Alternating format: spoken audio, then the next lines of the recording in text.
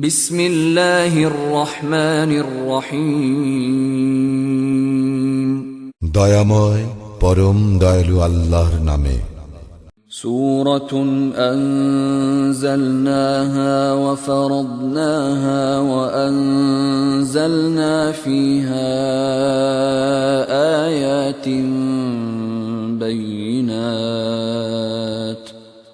وأنزلنا فيها آيات بينات لعلكم تذكرون। ইহা একটি সূরা, ইহা আমি অবতীর্ণ করিয়াছি এবং ইহার বিধানকে অবশ্যই পালনীয় করিয়াছি। ইহাতে আমি অবতীর্ণ করিয়াছি সুস্পষ্ট আয়াতসমূহ, যাহাতে তোমরা উপদেশ গ্রহণ করো। الزانية والزاني فاجلدوا كل واحد منهما 100 جلدة ولا تأخذكم بهما رأفة في دين الله إن كنتم تؤمنون بالله واليوم الآخر وليشهد عذابهما طائفة من المؤمنين। ব্যভিচারিণী ও ব্যভিচারী উহাদের প্রত্যেককে 100 কশাঘাত করিবে। আল্লাহর বিধান কার্যকরীকরণে উহাদের প্রতি দয়া যেন তোমাদেরকে প্রভাবান্বিত না করে। যদি তোমরা আল্লাহে এবং পরকালে বিশ্বাসী হও, মুমিনদের একটি দল যেন ইহাদের শাস্তি প্রত্যক্ষ করে। الزاني لا ينكح إلا زانية أو مشركة والزانية لا ينكحها إلا زان أو مشرك وحرم ذلك على المؤمنين। ব্যভিচারী ব্যভিচারিণীকে অথবা মুশরিক নারীকে ব্যতীত বিবাহ করে না, এবং ব্যভিচারিণী তাহাকে ব্যভিচারী অথবা মুশরিক ব্যতীত কেহ বিবাহ করে না। মুমিনদের জন্য ইহা নিষিদ্ধ করা হইয়াছে। والذين يرمون المحصنات ثم لم يأتوا بأربعة شهداء فاجلدوهم 80 جلدة ولا تقبلوا لهم شهادة أبدا وأولئك هم الفاسقون।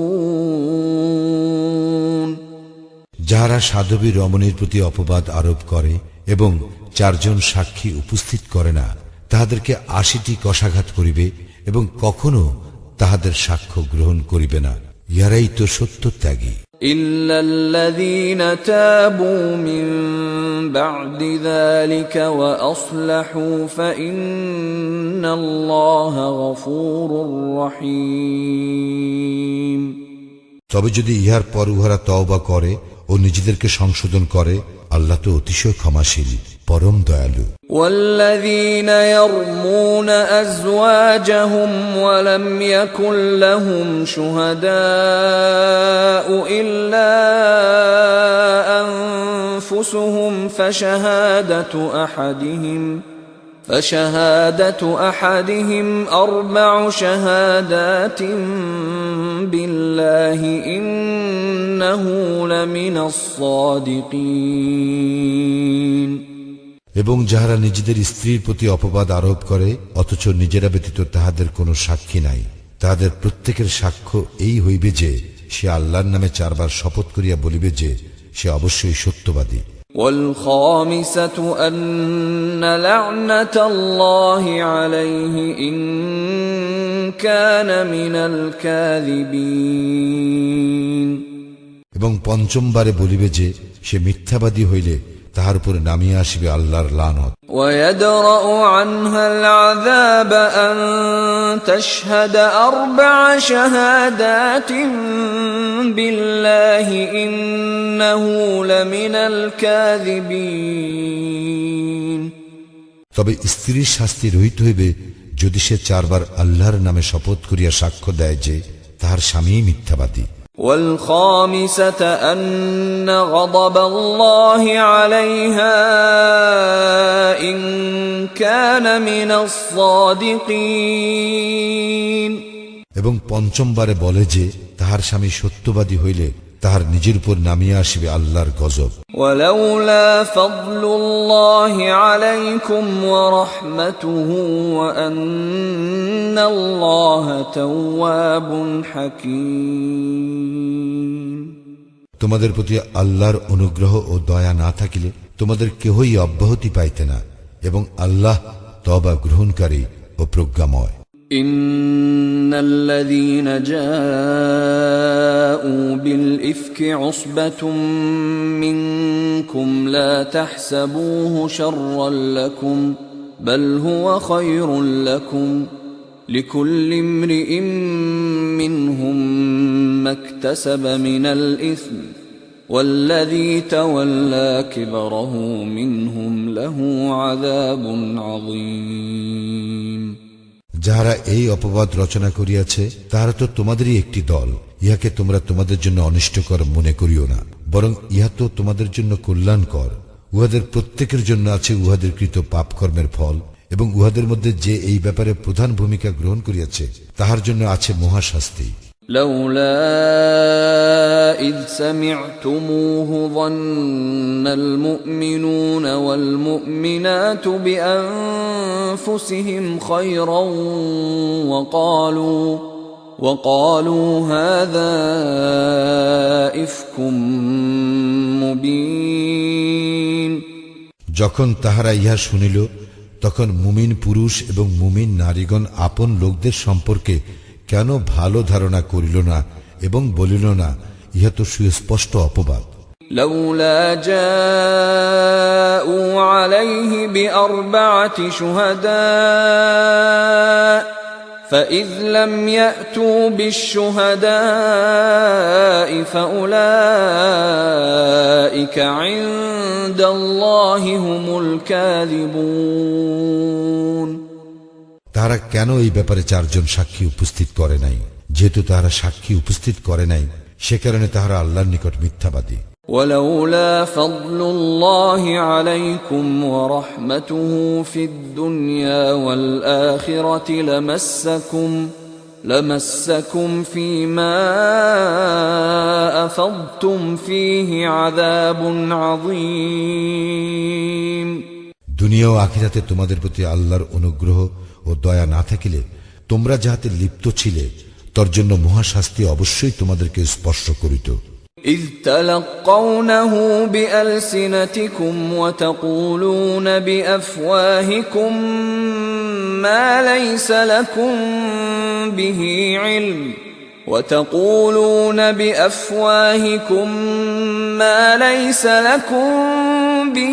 علم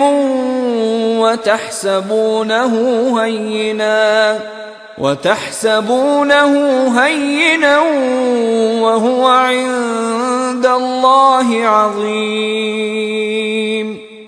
যখন তোমরা মুখে মুখে ইহা ছড়াইতেছিলে এবং এমন বিষয় মুখে উচ্চারণ করিতেছিলে যাহার কোনো জ্ঞান তোমাদের ছিল না, এবং তোমরা ইহাকে তুচ্ছ গণ্য করিয়াছিলে, যদিও আল্লাহর নিকট ইহা ছিল গুরুতর বিষয়।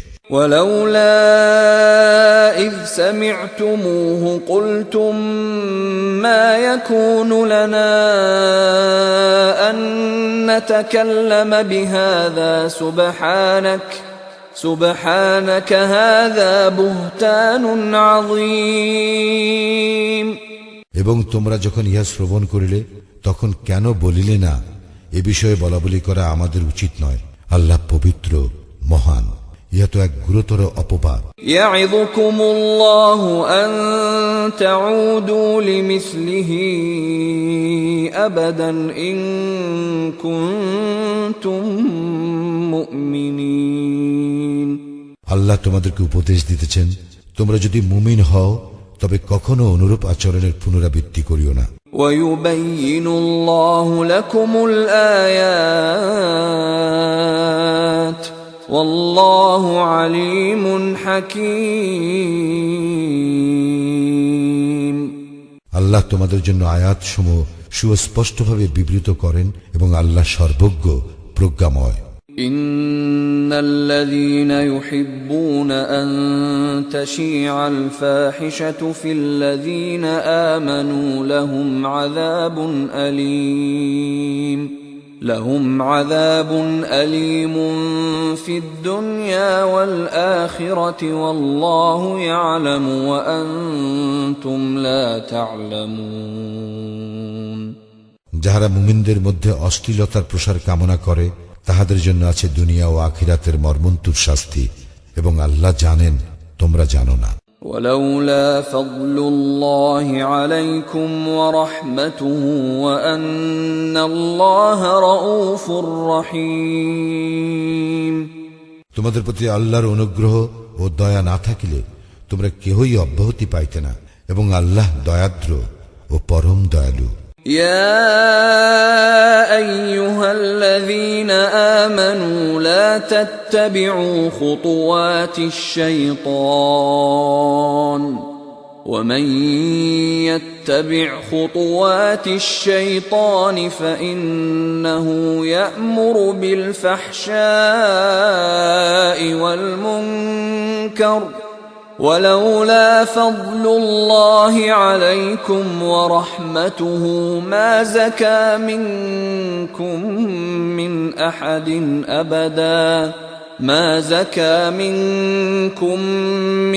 أحد أبدا ولكن الله يزكي من يشاء والله سميع عليم হে মুমিনগণ, তোমরা শয়তানের পদাঙ্ক অনুসরণ করিও না। কেহ শয়তানের পদাঙ্ক অনুসরণ করিলে শয়তান তো অশ্লীলতা ও মন্দ কাজের নির্দেশ দেয়। আল্লাহর অনুগ্রহ ও দয়া না থাকিলে তোমাদের কেহই কখনো পবিত্র হইতে পারিতে না। তবে আল্লাহ যাহাকে ইচ্ছা পবিত্র করিয়া থাকেন, এবং আল্লাহ সর্বশ্রোতা, সর্বজ্ঞ। ولا يأتل أولو الفضل منكم والسعة أن يؤتوا أولي القربى والمساكين والمهاجرين في سبيل الله وليعفوا وليصفحوا ألا تحبون أن يغفر الله لكم والله غفور رحيم তোমাদের মধ্যে যাহারা ঐশ্বর্য ও প্রাচুর্যের অধিকারী তাহারা যেন শপথ গ্রহণ না করে যে তাহারা আত্মীয় স্বজন ও অভাবগ্রস্তকে এবং আল্লাহর রাস্তায় যাহারা হিজরত করিয়াছে তাহাদেরকে কিছুই দিবে না। তাহারা যেন উহাদেরকে ক্ষমা করে এবং উহাদের দোষ ত্রুটি উপেক্ষা করে। তোমরা কি চাও না যে আল্লাহ তোমাদেরকে ক্ষমা করুন? এবং আল্লাহ ক্ষমাশীল, পরম দয়ালু। إن الذين يرمون المحصنات الغافلات المؤمنات لعنوا في الدنيا والآخرة ولهم عذاب عظيم যারা সাধবী, সরল মনা ও ইমানদার নারীর প্রতি অপবাদ আরোপ করে তাহারা দুনিয়া ও আখিরাতে অভিশপ্ত, এবং তাহাদের জন্য আছে মহা শাস্তি। يوم تشهد عليهم ألسنتهم وأيديهم وأرجلهم بما كانوا يعملون যেদিন তাহাদের বিরুদ্ধে সাক্ষ্য দিবে তাহাদের জিহ্বা, তাহাদের হস্ত ও তাহাদের চরণ তাহাদের কৃতকর্ম সম্বন্ধে। يومئذ يوفيهم الله دينهم الحق ويعلمون أن الله هو الحق المبين সেদিন আল্লাহ তাহাদের প্রাপ্য প্রতিফল পুরাপুরি দিবেন, এবং তাহারা জানিবে আল্লাহই সত্য, স্পষ্ট প্রকাশক। الخبيثات للخبيثين والخبيثون للخبيثات والطيبات للطيبين والطيبون للطيبات أولئك مبرؤون مما يقولون لهم مغفرة ورزق كريم দুশ্চরিত্র নারী দুশ্চরিত্র পুরুষের জন্য, দুশ্চরিত্র পুরুষ দুশ্চরিত্র নারীর জন্য, সচ্চরিত্রের নারী সচ্চরিত্র পুরুষের জন্য এবং সচ্চরিত্র পুরুষ সচ্চরিত্রের নারীর জন্য। লোকে যাহা বলে ইহারা তাহা হইতে পবিত্র, ইহাদের জন্য আছে ক্ষমা ও সম্মানজনক জীবিকা। يا أيها الذين آمنوا لا تدخلوا بيوتا غير بيوتكم حتى تستأنسوا وتسلموا على أهلها ذلكم خير لكم لعلكم تذكرون হে মুমিনগণ, তোমরা নিজেদের গৃহ ব্যতীত অন্য কাহারও গৃহে গৃহবাসীদের অনুমতি না লইয়া এবং তাহাদেরকে সালাম না করিয়া প্রবেশ করিও না, ইহাই তোমাদের জন্য শ্রেয়, যাহাতে তোমরা উপদেশ গ্রহণ করো। فإن لم تجدوا فيها أحدا فلا تدخلوها حتى يؤذن لكم وإن قيل لكم ارجعوا فارجعوا هو أزكى لكم والله بما تعملون عليم যদি তোমরা গৃহে কাউকে না পাও তাহলে উহাতে প্রবেশ করিবে না যতক্ষণ না তোমাদেরকে অনুমতি দেওয়া হয়। যদি তোমাদেরকে বলা হয় ফিরিয়া যাও, তবে তোমরা ফিরিয়া যাইবে, ইহাই তোমাদের জন্য উত্তম, এবং তোমরা যাহা করো সে সম্বন্ধে আল্লাহ সবিশেষ অবহিত। ليس عليكم جناح أن تدخلوا بيوتا غير مسكونة فيها متاع لكم والله يعلم ما تبدون وما تكتمون যে গৃহে কেহ বাস করে না তাহাতে তোমাদের জন্য দ্রব্য সামগ্রী থাকিলে সেখানে তোমাদের প্রবেশে কোনো পাপ নাই, এবং আল্লাহ জানেন যাহা তোমরা প্রকাশ করো এবং যাহা তোমরা গোপন করো। قل للمؤمنين يغضوا من أبصارهم ويحفظوا فروجهم ذلك أزكى لهم إن الله خبير بما يصنعون মুমিনদেরকে বলো, তাহারা যেন তাহাদের দৃষ্টিকে সংযত করে এবং তাহাদের লজ্জাস্থানের হেফাজত করে, ইহাই তাহাদের জন্য উত্তম। উহারা যাহা করে নিশ্চয় আল্লাহ সে বিষয় সম্যক অবহিত। وقل للمؤمنات يغضضن من أبصارهن ويحفظن فروجهن ولا يبدين زينتهن إلا ما ظهر منها وليضربن بخمرهن على جيوبهن ولا يبدين زينتهن إلا لبعولتهن أو آباء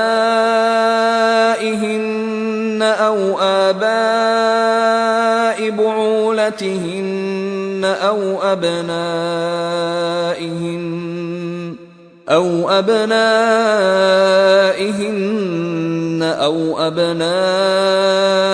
بعولتهن أو إخوانهن أو بني إخوانهن أو بني أخواتهن أو نسائهن أو ما ملكت أيمانهن أو التابعين غير أولي الإربة من الرجال أو الطفل الذين لم يظهروا على عورات النساء ولا يضربن بأرجلهن ليعلم ما يخفين من زينتهن وتوبوا إلى الله جميعا أيها المؤمنون لعلكم تفلحون আর মুমিন নারীদেরকে বলো, তাহারা যেন তাহাদের দৃষ্টিকে সংযত করে ও তাহাদের লজ্জাস্থানের হিফাজত করে। তাহারা যেন যাহা সাধারণত প্রকাশ থাকে তাহা ব্যতীত তাহাদের আভরণ প্রদর্শন না করে। তাহাদের গ্রীবা ও বক্ষদেশ যেন মাথার উপর কাপড় দ্বারা আবৃত করে। তাহারা যেন তাহাদের স্বামী, পিতা, শ্বশুর, পুত্র, স্বামীর পুত্র, ভ্রাতা, ভ্রাতুষ্পুত্র, ভগ্নীপুত্র, আপন নারীগণ, তাহাদের মালিকানাধীন দাসী, পুরুষদের মধ্যে যৌন কামনা রহিত পুরুষ এবং নারীদের গোপন অঙ্গ সম্বন্ধে অজ্ঞ বালক ব্যতীত কাহারও নিকট তাহাদের আভরণ প্রকাশ না করে। তাহারা যেন তাহাদের গোপন আভরণ প্রকাশের উদ্দেশ্যে সজোরে পদক্ষেপ না করে।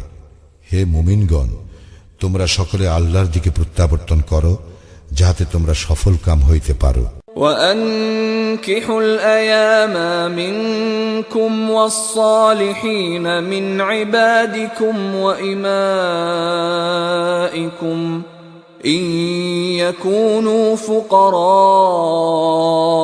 يُغْنِهِمُ اللَّهُ مِنْ فَضْلِهِ وَاللَّهُ وَاسِعٌ عَلِيمٌ।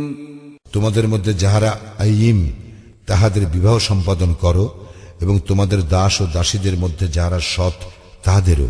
তাহারা অভাবগ্রস্ত হইলে আল্লাহ নিজ অনুগ্রহে তাহাদেরকে অভাবমুক্ত করিয়া দিবেন। আল্লাহ তো প্রাচুর্যময়, সর্বজ্ঞ। وَلْيَسْتَعْفِفِ الَّذِينَ لَا يَجِدُونَ نِكَاحًا حَتَّى يُغْنِيَهُمُ اللَّهُ مِنْ فَضْلِهِ وَالَّذِينَ يَبْتَغُونَ الْكِتَابَ مِمَّا مَلَكَتْ أَيْمَانُكُمْ فَكَاتِبُوهُمْ إِنْ عَلِمْتُمْ فِيهِمْ خَيْرًا وَآتُوهُمْ مِمَّا لِلَّهِ الَّذِي آتَاكُمْ وَلَا تُكْرِهُوا فَتَيَاتِكُمْ عَلَى الْبِغَاءِ إِنْ أَرَدْنَ تَحَصُّنًا لِتَبْتَغُوا عَرَضَ الْحَيَاةِ الدُّنْيَا وَمَنْ يُكْرِههُّنَّ فَإِنَّ اللَّهَ مِنْ بَعْدِ إِكْرَاهِهِنَّ غَفُورٌ رَحِيمٌ। যাহাদের বিবাহের সামর্থ্য নাই, আল্লাহ তাহাদেরকে নিজ অনুগ্রহে অভাবমুক্ত না করা পর্যন্ত তাহারা যেন সংযম অবলম্বন করে, এবং তোমাদের মালিকানাধীন দাস দাসীদের মধ্যে কেহ তাহার মুক্তির জন্য লিখিত চুক্তি চাহিলে তাহাদের সঙ্গে চুক্তিতে আবদ্ধ হও, যদি তোমরা উহাদের মধ্যে মঙ্গলের সন্ধান পাও। আল্লাহ তোমাদেরকে যে সম্পদ দিয়াছেন তা হইতে তোমরা উহাদেরকে দান করিবে। তোমাদের দাসীগণ সতীত্ব রক্ষা করিতে চাইলে পার্থিব জীবনের ধন লালসায় তাহাদেরকে ব্যভিচারিণী হইতে বাধ্য করিও না। আর যে তাহাদেরকে বাধ্য করে তবে তাহাদের উপর জবরদস্তির পর আল্লাহ তো ক্ষমাশীল, পরম দয়ালু। وَلَقَدْ أَنزَلْنَا إِلَيْكُمْ آيَاتٍ مُبَيِّنَاتٍ وَمَثَلًا مِنَ الَّذِينَ خَلَوْا مِنْ قَبْلِكُمْ وَمَوْعِظَةً لِلْمُتَّقِينَ। আমি তো তোমাদের নিকট অবতীর্ণ করিয়াছি সুস্পষ্ট আয়াত, তোমাদের পূর্ববর্তীদের দৃষ্টান্ত ও মুত্তাকিদের জন্য উপদেশ। আল্লাহু নূরুস সামাওয়াতি ওয়াল আরদ মাসালু নূরিহি কামিশকাতিন ফিহা মিসবাহ المصباح في زجاجة الزجاجة كأنها كوكب دري يوقد من شجرة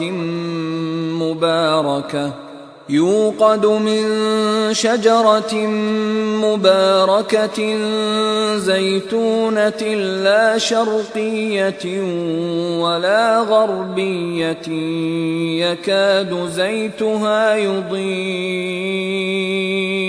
يكاد زيتها يضيء ولو لم تمسسه نار نور على نور يهدي الله لنوره من يشاء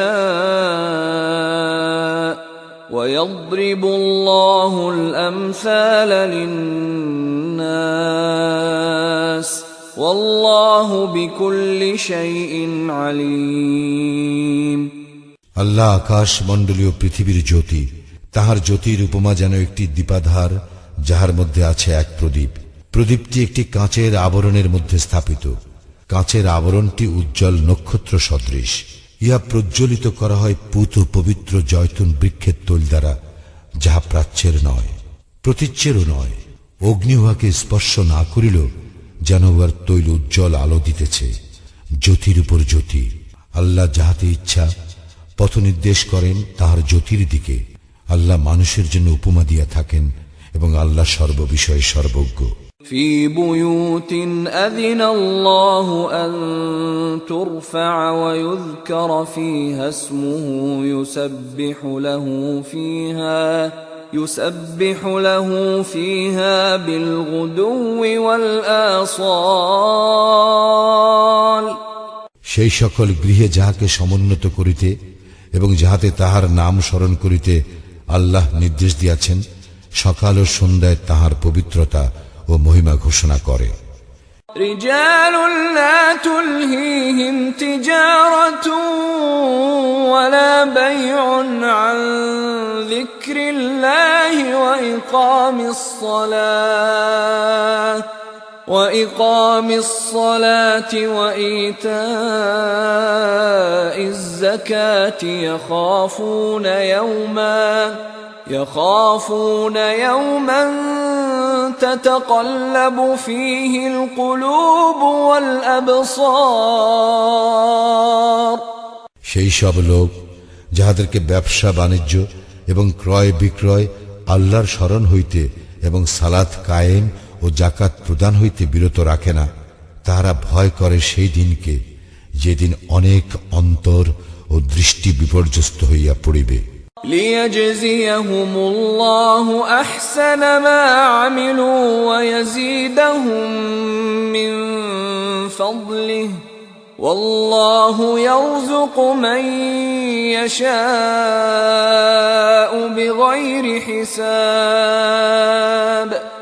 যাহাতে তাহারা যে কর্ম করে তজ্জন্য আল্লাহ তাহাদেরকে উত্তম পুরস্কার দেন এবং নিজ অনুগ্রহে তাহাদেরকে প্রাপ্যের অধিক দেন। আল্লাহ যাহাকে ইচ্ছা অপরিমিত জীবিকা দান করেন। والذين كفروا أعمالهم كسراب بقيعة يحسبه الظمآن ماء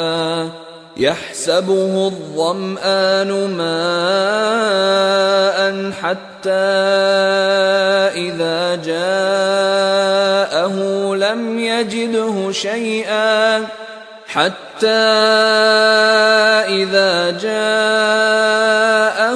لم يجده شيئا ووجد الله عنده فوفاه حسابه والله سريع الحساب। যাহারা কুফরি করে তাহাদের কর্ম মরুভূমির মরীচিকা সদৃশ। পিপাসার্থ যাহাকে পানি মনে করিয়া থাকে, কিন্তু সে উহার নিকট উপস্থিত হইলে দেখিবে উহা কিছু নয়, এবং সে পাইবে সেখানে আল্লাহকে। অতঃপর তিনি তাহার কর্মফল পূর্ণ মাত্রায় দিবেন। আল্লাহ হিসাব গ্রহণে তৎপর। أو كظلمات في بحر لجي يغشاه موج من فوقه سحاب ظلمات بعضها فوق بعض إذا أخرج يده لم يكد يراها ومن لم يجعل الله له نورا فما له من نور। অথবা তাহাদের কর্ম গভীর সমুদ্র তলের অন্ধকার সদৃশ, যাহাকে আচ্ছন্ন করে তরঙ্গের উপর তরঙ্গ, যাহার ঊর্ধ্বে মেঘপুঞ্জ, অন্ধকার পুঞ্জ স্তরের উপর স্তর, এমনকি সে হাত বাহির করিলে তাহা আদৌ দেখিতে পাইবে না। আল্লাহ যাহাকে জ্যোতি দান করেন না, তাহার জন্য কোনো জ্যোতি নাই। ألم تر أن الله يسبح له من في السماوات والأرض والطير صافات كل قد علم صلاته وتسبيحه والله عليم بما يفعلون তুমি কি দেখো না যে আকাশ মণ্ডলীয় পৃথিবীতে যাহারা আছে তাহারা এবং উড্ডীয়মান বিহঙ্গকুল আল্লাহর পবিত্রতা ও মহিমা ঘোষণা করে? প্রত্যেকেই জানে তাহার ইবাদতের ও পবিত্রতা ঘোষণার পদ্ধতি, এবং উহারা যাহা করে সে বিষয়ে আল্লাহ সম্যক অবগত। وَلِلَّهِ مُلْكُ السَّمَاوَاتِ وَالْأَرْضِ وَإِلَى اللَّهِ الْمَصِيرُ আকাশ মণ্ডলীয় পৃথিবীর সার্বভৌমত্ব আল্লাহরই এবং আল্লাহরই দিকে প্রত্যাবর্তন।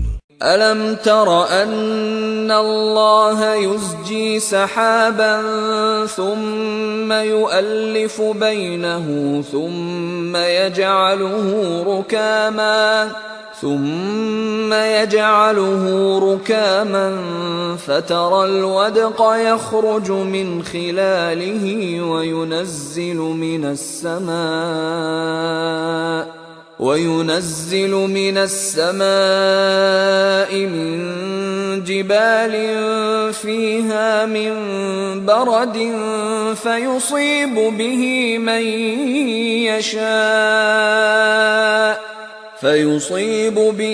من يشاء ويصرفه عن من يشاء يكاد سنا برقه يذهب بالأبصار তুমি কি দেখো না আল্লাহ সঞ্চালিত করেন মেঘমালাকে, তৎপর তাহাদেরকে একত্র করেন এবং পরে পুঞ্জীভূত করেন।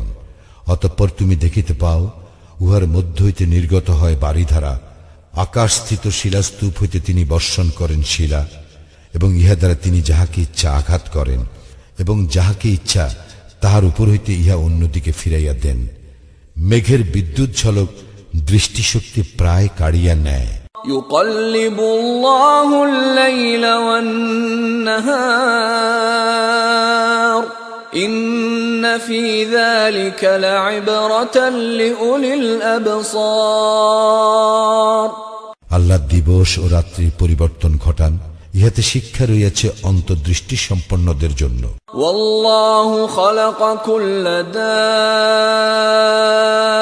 دابة من ماء فمنهم من يمشي على بطنه ومنهم من يمشي على رجلين ومنهم من يمشي على أربع يخلق الله ما يشاء إن الله على كل شيء قدير আল্লাহ সমস্ত জীব সৃষ্টি করিয়াছেন পানি হইতে। উহাদের কতক পেটে ভর দিয়া চলে, কতক দুই পায়ে চলে এবং কতক চলে চার পায়ে। আল্লাহ যাহা ইচ্ছা সৃষ্টি করেন, নিশ্চয় আল্লাহ সর্ববিষয়ে সর্বশক্তিমান। لقد أنزلنا آيات مبينات والله يهدي من يشاء إلى صراط مستقيم আমি তো সুস্পষ্ট নিদর্শন অবতীর্ণ করিয়াছি, আল্লাহ যাহাকে ইচ্ছা সরল সঠিক পথ প্রদর্শন করেন। ويقولون آمنا بالله وبالرسول وأطعنا ثم يتولى فريق منهم من بعد ذلك وما أولئك بالمؤمنين উহারা বলে, আমরা আল্লাহ ও রাসূলের প্রতি ঈমান আনিলাম এবং আমরা আনুগত্য স্বীকার করিলাম, কিন্তু ইহার পর উহাদের একদল মুখ ফিরাইয়া নেয়। বস্তুত উহারা মুমিন নয়। وَإِذَا دُعُوا إِلَى اللَّهِ وَرَسُولِهِ لِيَحْكُمَ بَيْنَهُمْ إِذَا فَرِيقٌ مِّنْهُمْ مُعْرِضُونَ এবং যখন উহাদেরকে আহ্বান করা হয় আল্লাহ ও তাহার রাসূলের দিকে উহাদের মধ্যে ফয়সালা করিয়া দিবার জন্য, তখন উহাদের একদল মুখ ফিরাইয়া নেয়। وَإِن يَكُن لَّهُمُ الْحَقُّ يَأْتُوا إِلَيْهِ مُذْعِنِينَ। আর যদি উহাদের প্রাপ্য থাকে, তাহলে উহারা বিনীতভাবে রাসূলের নিকট ছুটিয়া আসে। أَفِي قُلُوبِهِم مَّرَضٌ أَمِ ارْتَابُوا أَمْ يَخَافُونَ أَن يَحِيفَ اللَّهُ عَلَيْهِمْ وَرَسُولُهُ بَلْ أُولَٰئِكَ هُمُ الظَّالِمُونَ। উহাদের অন্তরে কি ব্যাধি আছে? না উহারা সংশয় পোষণ করে, না উহারা ভয় করে যে আল্লাহ ও তাহার রাসূল উহাদের প্রতি জুলুম করিবেন, বরং উহারাই তো জালিম। إنما كان قول المؤمنين إذا دعوا إلى الله ورسوله ليحكم بينهم أن يقولوا سمعنا وأطعنا وأولئك هم المفلحون। মুমিনদের উক্তি তো এই, যখন তাহাদের মধ্যে ফয়সালা করিয়া দিবার জন্য আল্লাহ এবং তাহার রাসূলের দিকে আহ্বান করা হয়, তখন তাহারা বলে, আমরা শ্রবণ করিলাম ও আনুগত্য করিলাম, আর উহারাই তো সফল কাম। ومن يطع الله ورسوله ويخشى الله ويتقه فأولئك هم الفائزون। যারা আল্লাহ ও তাহার রাসূলের আনুগত্য করে, আল্লাহকে ভয় করে ও তাহার অবাধ্যতা হইতে সাবধান থাকে, তাহারাই সফল কাম। وأقسموا بالله جهد أيمانهم لئن أمرتهم ليخرجن قل لا تقسموا طاعة معروفة إن الله خبير بما تعملون। উহারা দৃঢ়ভাবে আল্লাহর শপথ করিয়া বলে যে, তুমি উহাদেরকে আদেশ করিলে উহারা অবশ্যই বাহির হইবে। তুমি বলো, শপথ করিও না, যথার্থ আনুগত্যই কাম্য। তোমরা যাহা করো, নিশ্চয়ই আল্লাহ সে বিষয়ে সবিশেষ অবহিত। قل أطيعوا الله وأطيعوا الرسول فإن تولوا فإنما عليه ما حمل وعليكم ما حملتم وإن تطيعوه تهتدوا وما على الرسول إلا البلاغ المبين। বলো, আল্লাহর আনুগত্য করো এবং রাসূলের আনুগত্য করো, অতঃপর যদি তোমরা মুখ ফিরাইয়া লও, তবে তাহার উপর অর্পিত দায়িত্বের জন্য সেই দায়ী, এবং তোমাদের উপর অর্পিত দায়িত্বের জন্য তোমরাই দায়ী, এবং তোমরা তাহার আনুগত্য করিলে সৎপথ পাইবে। আর রাসূলের কাজ তো কেবল স্পষ্টভাবে পৌঁছাইয়া দেওয়া। وعد الله الذين آمنوا منكم وعملوا الصالحات ليستخلفنهم في الأرض كما استخلف الذين من قبلهم وليمكنن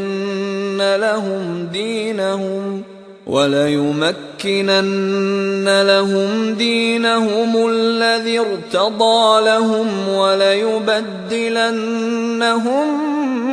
من بعد خوفهم أمنا يعبدونني لا يشركون بي شيئا ومن كفر بعد ذلك فأولئك هم الفاسقون।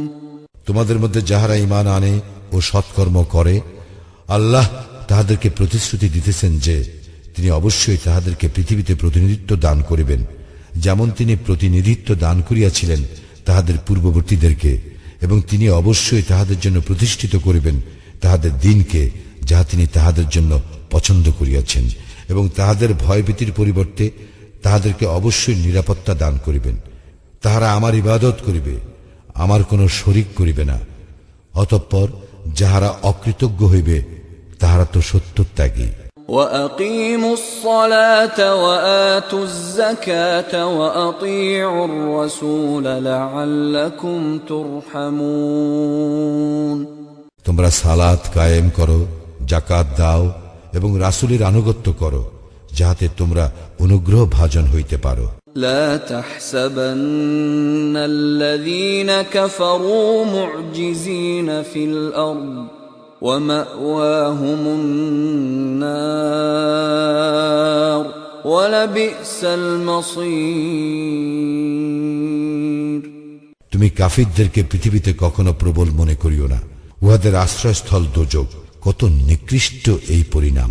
يا أيها الذين آمنوا ليستأذنكم الذين ملكت أيمانكم والذين لم يبلغوا الحلم منكم 3 مرات من قبل صلاة الفجر وحين تضعون ثيابكم من الظهيرة ومن بعد صلاة العشاء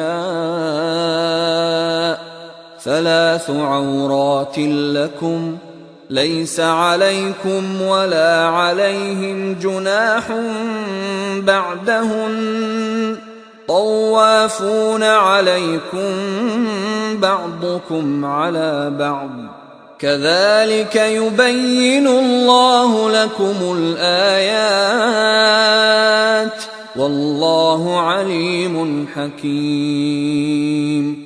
হে মুমিনগণ, তোমাদের মালিকানাধীন দাস দাসীগণ এবং তোমাদের মধ্যে যাহারা বয়প্রাপ্ত হয় নাই, তাহারা যেন তোমাদের কক্ষে প্রবেশ করিতে 3 সময়ের অনুমতি গ্রহণ করে। ফজরের সালাতের পূর্বে, দ্বীপ্রহরে যখন তোমরা তোমাদের পোশাক খুলিয়া রাখো তখন, এবং ঈশার সালাতের পর। এই 3 সময় তোমাদের গোপনীয়তার সময়।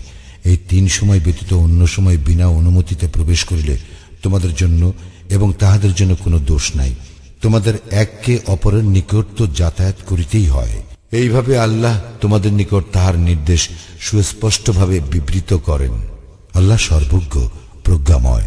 وَإِذَا بَلَغَ الْأَطْفَالُ مِنكُمُ الْحُلُمَ فَلْيَسْتَأْذِنُوا كَمَا اسْتَأْذَنَ الَّذِينَ مِن قَبْلِهِمْ كَذَلِكَ يُبَيِّنُ اللَّهُ لَكُمْ آيَاتِهِ وَاللَّهُ عَلِيمٌ حَكِيمٌ।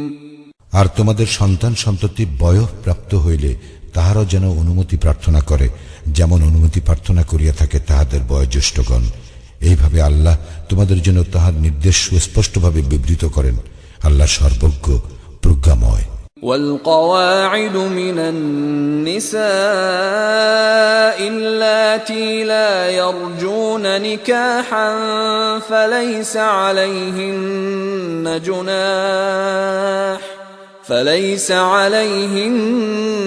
جناح أن يضعن ثيابهن غير متبرجات بزينة وأن يستعففن خير لهن والله سميع عليم।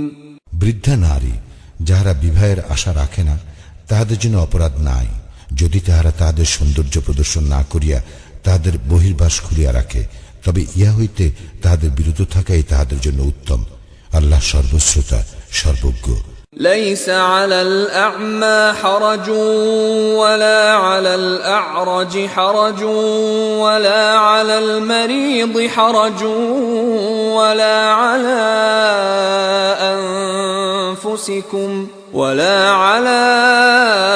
أنفسكم أن تأكلوا من بيوتكم أو بيوت آبائكم أو بيوت أمهاتكم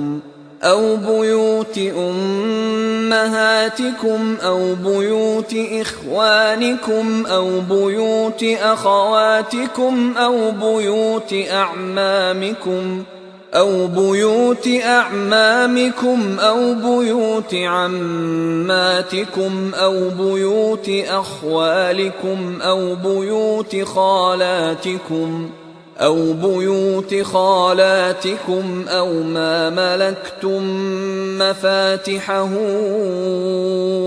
أو صديقكم.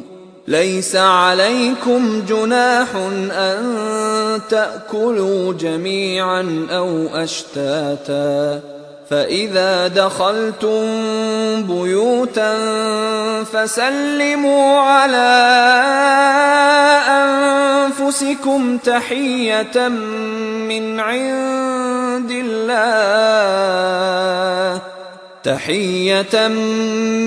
عند الله مباركة طيبة كذلك يبين الله لكم الآيات لعلكم تعقلون। অন্ধের জন্য দোষ নাই, খঞ্জের জন্য দোষ নাই, রুগ্নের জন্য দোষ নাই এবং তোমাদের নিজেদের জন্য দোষ নাই। আহার করা তোমাদের গৃহে অথবা তোমাদের পিতৃগণের গৃহে, মাতৃগণের গৃহে, ভাতৃগণের গৃহে, ভগ্নীগণের গৃহে, পিতৃব্যদের গৃহে, ফুফুদের গৃহে, মাতুলদের গৃহে, খালাদের গৃহে অথবা সেই সব গৃহে যাহার চাবির মালিক তোমরা অথবা তোমাদের বন্ধুদের গৃহে। তোমরা একত্রে আহার করো অথবা পৃথক পৃথকভাবে আহার করো, তাহাতে তোমাদের জন্য কোনো অপরাধ নাই। তবে যখন তোমরা গৃহে প্রবেশ করবে তখন তোমরা তোমাদের স্বজনদের প্রতি সালাম করিবে, অভিবাদন স্বরূপ, যাহা আল্লাহর নিকট হইতে কল্যাণময় ও পবিত্র। এইভাবে আল্লাহ তোমাদের জন্য তাহার নির্দেশ বিশদভাবে বিবৃত করেন, যাহাতে তোমরা বুঝিতে পারো। ইন্নামাল মুমিনুনা আল্লাযীনা আমানু বিল্লাহি ওয়া রাসূলিহি ওয়া ইযা কানু মা'আহু আলা আমরিন জামি'in لم يذهبوا حتى يستأذنوه إن الذين يستأذنونك أولئك الذين يؤمنون بالله ورسوله فإذا استأذنوك لبعض شأنهم فأذن لمن شئت منهم واستغفر لهم الله إن الله غفور رحيم। মুমিন তো তাহারাই যাহারা আল্লাহ এবং তাহার রাসূলে ঈমান আনে এবং রাসূলের সঙ্গে সমষ্টিগত ব্যাপারে একত্র হইলে তাহারা অনুমতি ব্যতীত সরিয়া পড়ে না। যাহারা তোমার অনুমতি প্রার্থনা করে তাহারাই আল্লাহ এবং তাহার রাসূলে বিশ্বাসী। অতএব তাহারা তাহাদের কোনো কাজে বাহিরে যাইবার জন্য তোমার অনুমতি চাইলে তাহাদের মধ্যে যাহাদেরকে ইচ্ছা তুমি অনুমতি দিও এবং তাহাদের জন্য আল্লাহর নিকট ক্ষমা প্রার্থনা করিও। নিশ্চয় আল্লাহ পরম ক্ষমাশীল, পরম দয়ালু। لا تجعلوا دعاء الرسول بينكم كدعاء بعضكم بعضا قد يعلم الله الذين يتسللون منكم لواذا فليحذر الذين يخالفون عن أمره أن تصيبهم فتنة أو يصيبهم عذاب أليم। রাসূলের আহ্বানকে তোমরা তোমাদের একে অপরের প্রতি আহ্বানের মতো গণ্য করিও না। তোমাদের মধ্যে যাহারা অলক্ষ্যে সরিয়া পড়ে আল্লাহ তো তাহাদেরকে জানেন। সুতরাং যাহারা তাহার আদেশের বিরুদ্ধাচরণ করে তাহারা সতর্ক হোক যে বিপর্যয় তাহাদের উপর আপতিত হইবে অথবা আপতিত হইবে তাহাদের উপর মর্মন্তুর শাস্তি। আলা ইন্না লিল্লাহি মা ফিস সামাওয়াতি ওয়াল আরদ قد يعلم ما أنتم عليه ويوم يرجعون إليه فينبئهم بما عملوا والله بكل شيء عليم। জানিয়া রাখো আকাশ মণ্ডলীয় পৃথিবীতে যাহা কিছু আছে তাহা আল্লাহরই। তোমরা যাহাতে ব্যাপৃত তিনি তাহা জানেন। যেদিন তাহারা তাহার নিকট প্রত্যাবর্তিত হইবে সেদিন তিনি তাহাদেরকে জানাইয়া দিবেন তাহারা যাহা করিত। আল্লাহ